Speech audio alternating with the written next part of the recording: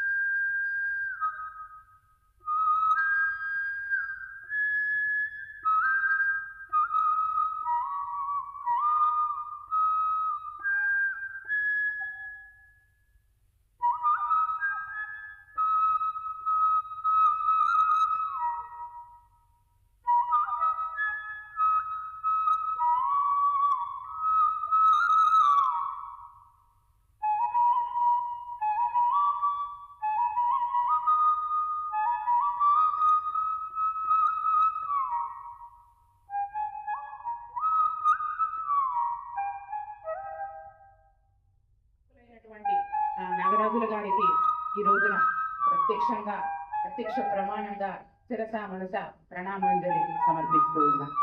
స్వామి వారికి ఒకసారి నాగరాజుల వారిని దంపతులతో ఆహ్వానిస్తున్నాం.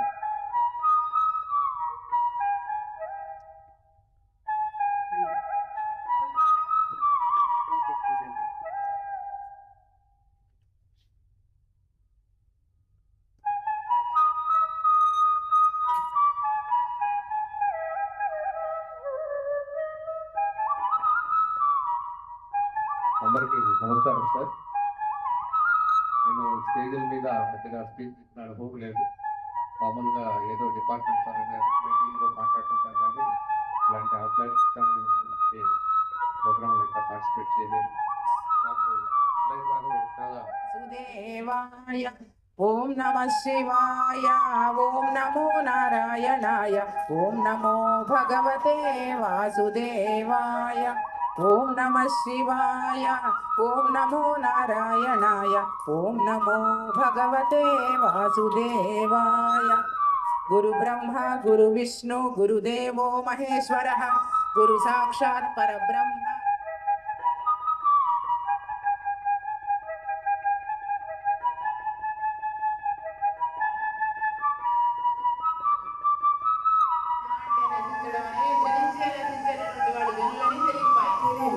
తెలీదు రత్నాలన్నీ పక్కనేసి గోడి తిన్నట్టు చూసాము.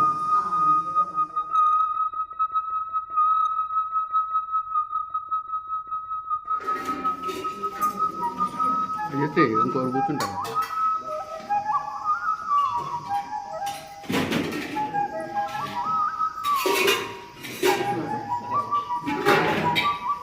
ఏర్పడింది 24 తత్వాలతో.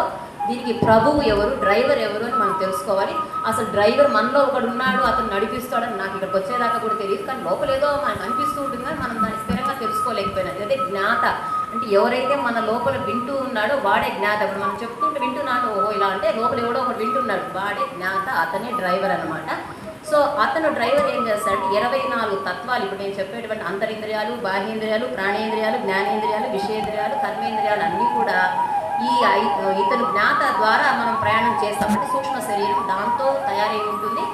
అది ఎలా ఒక్కొక్కటి ఏ విధంగా పనిచేస్తుందో తెలుసుకుందాం. మొదటిగా ఇది ఏంటంటే కపిల మహర్షి వాళ్ళ అమ్మగారికి దేవహూతికి చెప్పారనమాట. ఆమెకు మోక్షం రావడానికి వాళ్ళ కొడుకు అంటే కపిల మహర్షి చేశారనమాట. కపిల తీర్థంలో కూడా ఉందండి బోర్డు, నేను కూడా చూసాను ఒకసారి బోర్డు. అది ఏమో సూక్ష్మ రూపంలో ఉన్నటువంటి జ్ఞాత అలాగే ఉంటుంది, ఏవి ఎక్కడికి ఎగిరిపోవు. ఇప్పుడు ఏం చేస్తా ఉందో అప్పుడు కూడా అదే చేస్తుంది. అప్పటికి ఇప్పటికి తేడా ఏంటంటే శరీరము ఉండదు.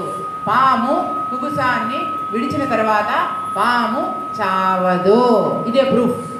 పాము ఎలా చావదో నీవు నేను కూడా చావము.